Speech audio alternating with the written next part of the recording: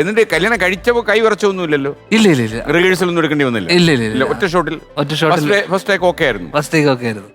അത് അർപ്പിത വിശ്വസിച്ച് കാണത്തില്ല ഈ ഫസ്റ്റ് ടേക്കിൽ ഇത് ഓക്കെ ആവും എന്നുള്ളത്. അല്ല, പൊതുവെ അവർക്കൊന്നൊരു ഉറപ്പില്ലായിരുന്നു. എനിക്കൊന്ന് ധ്യാന്റെ ഫ്രണ്ട് ആയിരുന്നു അർപ്പിത. അതെ അതെ. ഇത് എവിടെ വെച്ച് കണ്ടുമുട്ടി? ഞാൻ തിരുവനന്തപുരത്ത് വെച്ച്. അവിടെ അങ്ങനെ ഒന്ന് വിട്ടു തലസ്ഥാന നഗരിയില്? ഞാൻ മറ്റേ മോഹൻദാസ് നെടുമങ്ങാട് പഠിക്കാൻ വേണ്ടി തിരുവനന്തപുരത്ത് +2 പോയില്ല. തുടങ്ങിയപ്പോഴേക്കും നിർത്തി. ഈ പ്രണയം വന്നോണ്ടാണോ? അല്ലല്ല. അപ്പം ഞങ്ങൾ താമസിച്ചിരുന്നതിന്റെ നേരെ തൈക്കാടാണ് താമസിച്ചിരുന്നത്. തൈക്കാട് നമ്മുടെ നേരെ ഓപ്പോസിറ്റ് വിമൻസ് കോളേജ് ആയിരുന്നു. അതൊരു അപ്പൊ നമുക്ക് കോളേജിൽ പോകാനും തോന്നില്ല. പിന്നെ വൈകുന്നേരങ്ങളിൽ നമുക്ക് ആ ഏരിയയിൽ അങ്ങ് നിന്ന് കഴിഞ്ഞാൽ പിന്നെ നമുക്കൊരു അവിടുന്ന് പരിചയപ്പെട്ടെ. വിമൻസ് കോളേജ് പഠിക്കുമായിരുന്നു. ഓക്കെ. അല്ല, മാത്രമല്ല എനിക്ക് മനസ്സിലാത്ത ഒരു കാര്യം, ധ്യാനെ പോലെ ഒരാൾ അവിടെ, പ്രത്യേകിച്ച് ശ്രീനിയേട്ടന്റെ ഒരു ബാനർ കിടക്കുന്നുണ്ട്. ചിലപ്പോൾ ധ്യാനെ അഭിനയിക്കുന്ന മുമ്പേ ആൾക്കാർ തിരിച്ചറിഞ്ഞു തുടങ്ങിയിട്ടുണ്ടല്ലോ നിങ്ങളെ രണ്ടുപേരെയും? അച്ഛന്റെ പേരൊരു ബാധ്യതയല്ല അവിടെ, വിമൻസ് കോളേജിൽ ബാധകമല്ല. കുറച്ച് ദിവസം നിന്ന് കഴിഞ്ഞപ്പോഴേക്ക് ഏതാണ് ഈ കോഴി എന്ന് അന്വേഷിക്കുമല്ലോ. അങ്ങനെ കുറച്ചൊരു അന്വേഷിച്ച് പിടിച്ചു. പക്ഷെ നമ്മൾ അതിനോട് ഒരു ശ്രീനിയേട്ടൻ സ്വസ്ഥമായി പറഞ്ഞാണ് അവനത് ചെയ്തില്ലെങ്കിൽ അത്ഭുതമുള്ളൂ അല്ലേ? അതൊന്നും പുള്ളിയുടെ വിഷയം. മാത്രമല്ല ഇതൊക്കെ ചെയ്യണം, അങ്ങനെയൊക്കെ പക്വതയുള്ള അഭിപ്രായങ്ങൾ പറയും. പ്രായം അതല്ലേ എന്നുള്ള രീതിയിൽ. അതെ. മാത്രമല്ല എനിക്ക് പക്ഷേ ധ്യാന്റെ ഒരു ദീർഘദൃഷ്ടി മനസ്സിലായെന്നറിയോ?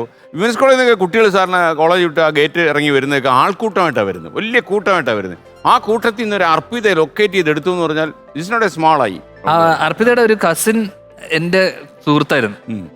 അങ്ങനെ അവള് വഴി പരിചയപ്പെട്ട കൂട്ടത്തിൽ നിന്ന് കണ്ടു പൊക്കിയതല്ല. ഇവരൊക്കെ ആദ്യം ആരാ പറഞ്ഞു ഏതാ ഈ പ്രണയമാണെന്ന്? അല്ല, പിന്നെ നമ്മള് സുഹൃത്തുക്കളായതിനു ശേഷം. അല്ല, ഹൃദയം ഒന്നാണെന്ന് എപ്പോഴെങ്കിലും തോന്നിയിട്ടാണല്ലോ ഈ പറയുന്നത്? അതൊരു കുറച്ച് കഴിഞ്ഞപ്പോഴേക്ക് തന്നെ തോന്നി. അല്ല, ഇതിലൊക്കെ ധ്യാൻ വളരെ സീരിയസ് ആയിട്ട് നടക്കുന്ന ഒരാളാണോ? ഒരു സീരിയസ് ഭർത്താവ് തന്നെയാണോ? ഒരു പരിധി വരെ. പ്രയാസമല്ലേ? നല്ലവനായി ജീവിക്കാൻ ഭയങ്കര ബുദ്ധിമുട്ടല്ലേ? ധ്യാന് വേണമെങ്കിൽ ഇംഗ്ലീഷിൽ 2 ചീത്ത വിളിക്കുന്ന ഒരാളിപ്പം നമ്മുടെ ടെലിഫോൺ ലൈനിലുണ്ട്. അത് ബേസിൽ ജോസഫാ. ഹായ് ബേസിൽ, നമസ്കാരം. ബേസിലെ ധ്യാൻ നമ്മളെ പറഞ്ഞു പറ്റിച്ചു കളഞ്ഞ്. നമ്മളോട് പറഞ്ഞ് ബേസിൽ ജോസഫ് വരും, പിന്നെ രാജു വരും, ഒരു 4-5 പേരുടെ പേര് പറഞ്ഞു. മലയാളം നമ്മളിത് വെച്ചൊരു പ്രൊമോഷണൽ ട്രെയിലറൊക്കെ അടിച്ചു കേട്ടോ. വരാൻ പോകുന്നു, ഏതാണ്ട് ഭൂലോകം കിടുങ്ങാൻ പോകണമെന്നൊക്കെ പറഞ്ഞ്. പിന്നീട് പറഞ്ഞ് ബേസിൽ സുഖമില്ല കിടക്കാന്ന് പറഞ്ഞു അല്ലേ? ബേസിൽ എവിടെയാ ഷൂട്ടില്? സൂക്ഷ്മദർശിനി എന്ന് പറഞ്ഞു. അല്ല, ഈ ധ്യാന്റെ ഉപദേശങ്ങളും എല്ലാം കേട്ടിട്ടുണ്ടോ ലൊക്കേഷനില്? ഇല്ല, അവന്റെ ഉപദേശം കേട്ട ജീവിതം വഴിവഴിച്ചു. ബേസിൽ വല്ലതും തിരിച്ച് ഇങ്ങോട്ട് ഉപദേശിച്ചിട്ടുണ്ടോ? കാര്യം ഇവിടെ കുറെ കാര്യങ്ങൾ പറയുന്നുണ്ട്. ബേസിലിന്റെ കാര്യത്തിലേക്ക് നമ്മൾ എത്തിയതേ ഉള്ളൂ. ഉപദേശിച്ചിട്ട് കാര്യമുണ്ടെന്ന് തോന്നുന്നവരടുത്ത് ഉപദേശിച്ചിട്ടല്ലേ കാര്യമുള്ളൂ. അല്ല, ഇടയ്ക്ക് ഒരു ഡയലോഗ് അടിച്ചു കേട്ടോ. അതായത് ഗുരുവായൂർ അമ്പലനടയില് അഭിനയിച്ച ഈ പടമൊക്കെ ഹിറ്റായതിനു ശേഷം ധ്യാനെന്ന് വിളിച്ചപ്പോ ഒരു ചിരി ഇരിച്ചെന്ന്, ഒരു അഹങ്കാര ചിരി ഇരിച്ചെന്നാ പറഞ്ഞു. പടമൊക്കെ വിജയിച്ചടാ എന്നുള്ള ലൈനിൽ ഒരു ചിരി ഇരിച്ചെന്ന് പറഞ്ഞു. ഈ ചിരി അതല്ലേ? പക്ഷേ നമ്മളത് പറയാനല്ല വിളിച്ചല്ലേ, നമ്മൾ വേറെ എന്തോ കാര്യത്തിലല്ലേ വിളിച്ചത്. ബേസിലെ അങ്ങനെ ഈ ചിരി, ഈ അഹങ്കാര ചിരി എപ്പോഴും കൂടെ ഉണ്ടെന്നാണ് ധ്യാൻ പറയുന്നത് കേട്ടോ. അവന് ആവശ്യത്തിലധികം മറ്റേ വർഷങ്ങൾക്ക് ശേഷം ഇറങ്ങിയപ്പോ കുറച്ചധികം ചിരിച്ചായിരുന്നു. അത് തിരിച്ചു കൊടുത്താണ്. എന്നെ അപമാനിക്കാനായിട്ട് അവൻ അതും വെച്ചിട്ടിരിക്കുകയായിരുന്നു. എവിടെ പോയാലും എന്നെ അപമാനിക്കാൻ ശരിക്കും ഉപയോഗിച്ചല്ലേ? എന്തോ നിങ്ങൾ തമ്മിൽ ഒരു കുടിപ്പക നിലനിൽക്കുന്നുണ്ടോ? അപ്പൊ എന്റെ ഒരു പക വീട്ടല്ലായിരുന്നു ഗുരുവായൂർ. അത് ലെങ്തി തന്നെ ചിരിച്ചു അല്ലേ അന്ന്? അതെ അതെ, അത് പുള്ളി അറിഞ്ഞു ചിരിച്ചു. അല്ല, കാരണം അതിനകത്ത് അത് പുള്ളിക്ക് ഒട്ടും ഇഷ്ടപ്പെട്ടിട്ടില്ല. പുള്ളിക്ക് അത് മറക്കാൻ ശ്രമിച്ചിട്ടും കഴിയുന്നില്ല. ഇത്രയും അഹങ്കാരമൊക്കെ ഒരു നടനാകാമോ എന്നൊക്കെയാണ് ഞാൻ ചോദിക്കുന്നത്. സ്വാഭാവികം, അവനത് ഇഷ്ടപ്പെടാനേ സാധ്യതയില്ല. ബേസിലെ നിങ്ങളുടെ ഇന്റർവ്യൂ ഒക്കെ ശ്രദ്ധിക്കുമ്പോഴേ സാധാരണ നിങ്ങൾ രണ്ടുപേരും ഉള്ള സദസ്സിലാണ് നിങ്ങൾ കൊണ്ടും കൊടുത്തും അങ്ങോട്ടും ഇങ്ങോട്ടും പോകും. നിങ്ങൾ പറഞ്ഞു വെച്ചോണ്ടുള്ള കളിയാണോ അതോ അപ്പൊ എക്സ്ട്രാ ബോറായിട്ട് അടിച്ചു പോകുന്നതാണോ? അന്നേരം തന്നെ വരുന്നതാ, നാച്ചുറലായിട്ട്. അല്ല ധ്യാനെ, ഇപ്പൊ ഏത് പടത്തിലാന്ന് ചോദിച്ചേ? ഇവിടെ തൊട്ടപ്പുറത്ത് കൊലഞ്ചേരി ഉണ്ടല്ലേ? എന്തോ പറഞ്ഞു. നന്നായി അഭിനയിക്കണേടാ. സാധാരണ ചെയ്യാറില്ലല്ലേ? പറഞ്ഞു തന്നിട്ട് വേണല്ലോ.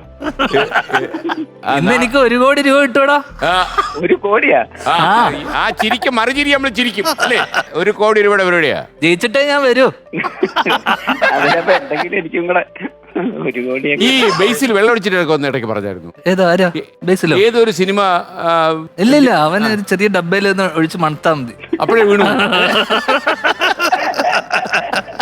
അതേക്കുള്ള പിടിച്ചേക്കത്തില്ലല്ലേ? ഇല്ല അത്ര.